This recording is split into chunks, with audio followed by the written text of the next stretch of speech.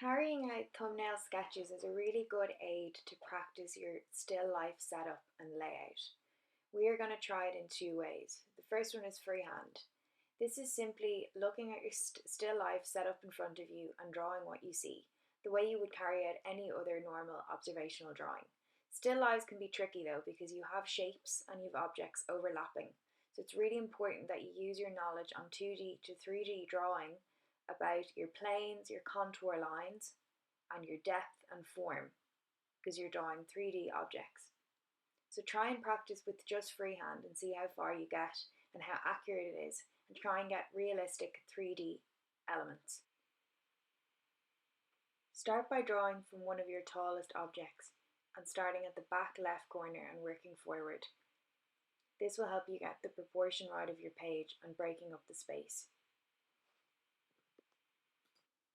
You're now going to try and practice using a grid to get a really accurate representation of your still life.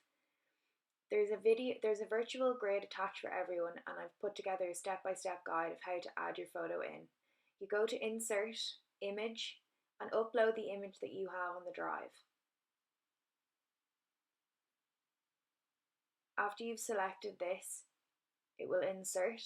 You need to hover it over this grid and try and get it fitting in.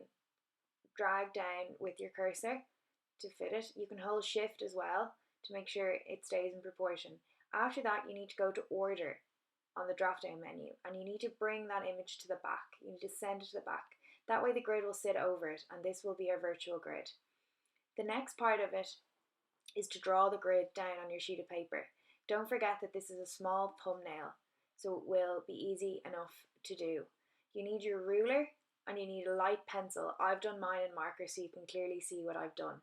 Your boxes need to be 5 centimeters wide and 5 centimeters tall, and you need to have 9 in total, like the rule of thirds. 3 by 3 is 9.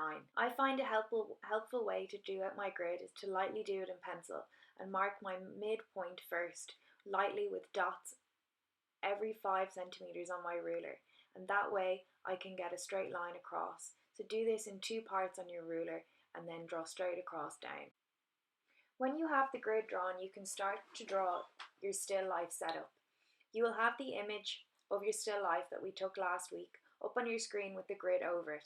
This will be your guide. So it's really important that your measurements from the grid on the screen are the same as the ones that you've drawn out by hand. That's why I'm giving you the measurements of 5 by 5 and 9 boxes.